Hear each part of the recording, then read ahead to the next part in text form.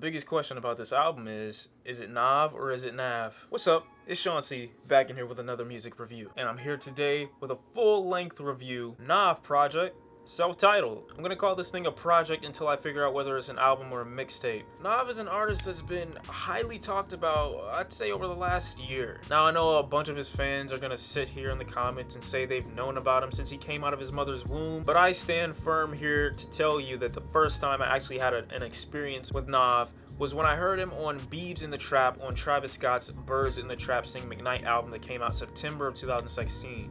I said 16, wow. Alright, that was a good year for me, but I wouldn't call it 16. Although I didn't really like the song or care for the song Weeknds in the Trap too much, I did like NAV's feature on there, which brought me back to the song multiple times for multiple listens, obviously, just for his part. Naturally, I got a little bit curious and decided to go check out some of his other projects or maybe songs, and I heard a couple things. Nothing that blew me away, but something that was decent enough for me to say, you know what, this guy's alright. Like, he did have a mixtape that came out a few months ago, and I was convinced that this dude was Speaker Knocker's reincarnated at first. Now, I know people are always upset when he gets a Speaker Knocker's comparison, but when you listen to these two, do not try to deny the fact that they sound so similar. This NAV project is 11 tracks long. It has a feature from Abel, the Weeknd. So going into this project, you really don't have a reason to doubt that he's going to deliver something within the 34 minutes that he's available to you on these 11 tracks. What do you have to lose? It's 30 minutes of your life. I know people that waste more of their time watching reality television. This thing opens up with him discussing his life without drugs and comparing and contrasting how he is with drugs versus how he is without. He's really trying to deliver that message that he does not feel okay or normal or sane without being under the influence or under some sort of substance. Which makes you wonder what happened to this guy that makes him think that he needs a drug to make himself feel normal. It makes you feel kind of sorry for him. It makes you kind of want to know more about him, because he opens up this project basically saying, I need drugs to feel normal, but he doesn't tell us why. So we're thinking that throughout this entire project, we're probably gonna figure out the reason why he's into drugs so much. So the next track, he actually does a little bit of that by comparing his past to his present, saying and discussing how he was broke and now he's got money. You know, the usual shit about how people reflect on their past and they're happy about where they are right now. But NAV is also pushing that idea or that message that he is still using drugs heavily. So that doesn't necessarily mean that he's in this great place. He's just emphasizing that this is where I used to be and this is where I am now. It's got some pretty sparky, nice production in the beginning that turns into a letdown because it gets so repetitive, and near the end it just gets incredibly sloppy. I have no idea why. On the track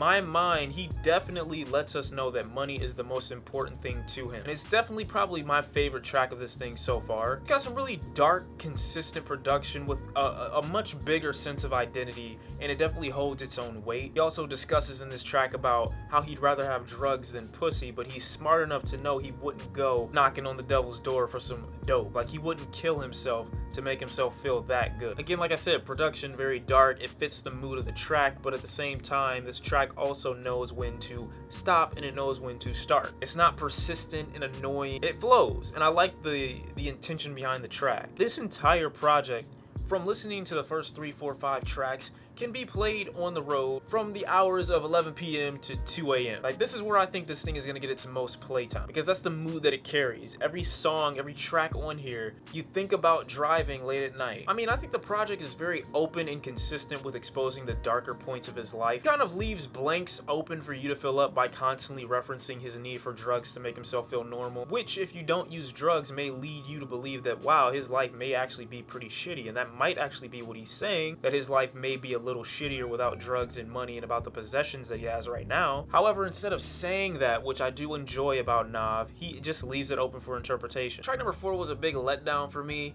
I thought the only good part about this track was the bar in there that says, come get your issue, we got mags. That was pretty much the only real highlight of this track for me. He goes off a bit more lyrically on this track, I will admit, where he mentions that he's trying to get his friend or his boy out of the trap light because you can't build a house with half a brick. On the track Lonely, I really do commend NAV on this track because it definitely has a spacey, laid back, almost romantic feel to it. It's a little bit more R&B-ish. He talks about this girl not having to feel lonely because he can basically become her supplier. He also, which is very funny in this track, mentions his level of respect for this girl because he compares himself to her current boyfriend by saying, yeah, he's got nothing on me and she responds with, "You disrespect me because you're always nutting on me."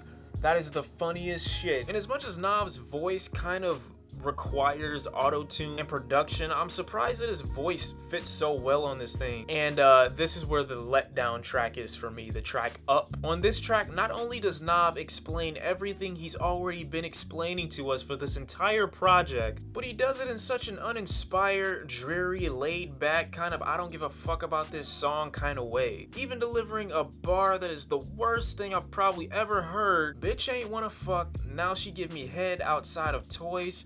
Are us. 2017, people. This is what 2017 has to offer us. We got another interlude track on here that I think is very spacey and it kind of carries a melodic vibe, but doesn't really offer anything more than what we've been getting on tracks like Lonely. One track on here that I thought was a bit of a starlight with this thing was the Weeknd's feature on the track Some Way. Now on this thing, I thought that the Weeknd definitely made this track his own, and I didn't think that it required a feature from Nav. It almost sounded like it was the Weeknd featuring Nav, which is a bad thing because when you have such a popular artist on your track, you need to deliver something yourself that's gonna make people think, I'm not just listening to this song for the Weeknd, but in my opinion, that's just what I listen to the song for. On this track, the Weeknd disses the fuck out of Justin Bieber by, I think, referencing Selena Gomez by saying my tongue and my fuck game on Remedy, according to Selena. I think your girl fell in love with me. I mean, the Weeknd is slightly savage. We did forget that. Nobody else can subliminally say I fucked the shit out of your girl and she told me it was great. More classy than the Weeknd did on this track. Only thing I don't like that has kind of become a trend with rapping and about artists in general is they tend to talk down to a position that they were in not too long ago. I mean, in this project, Nav references broke boys a lot, but then on the track Sleep, he kind of says that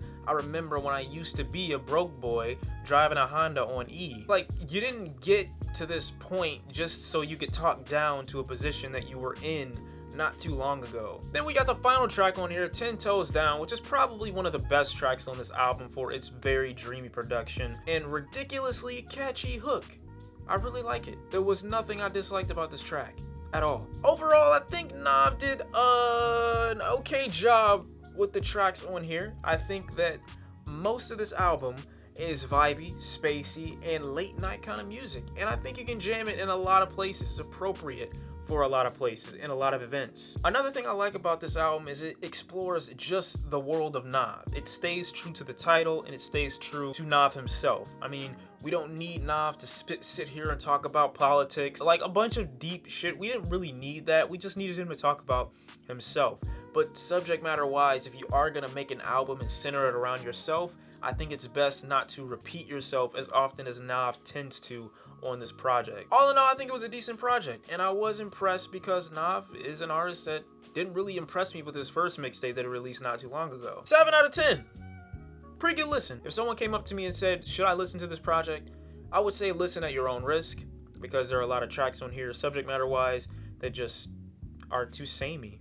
You know, there's a lot of tracks on here where you may not like it because you're like, dude, didn't you just say that shit? The drug references in this thing, unbelievable. I mean, this dude wants you to know that he gets high. But yeah, let me know in the comment section down below what your favorite tracks are. I did enjoy this, but there are things on here that I didn't, obviously. Remember, this is my opinion. Don't try to argue with that. If you don't like my opinion, you can go fuck yourself. Feel free to either leave your comment down below if you disagree with my opinion, but I did enjoy the project. Thank you guys for watching. I'll see you in the next one.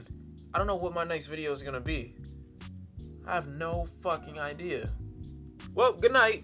It's 11. It's my time. Peace. Wait. Fuck. Fuck it.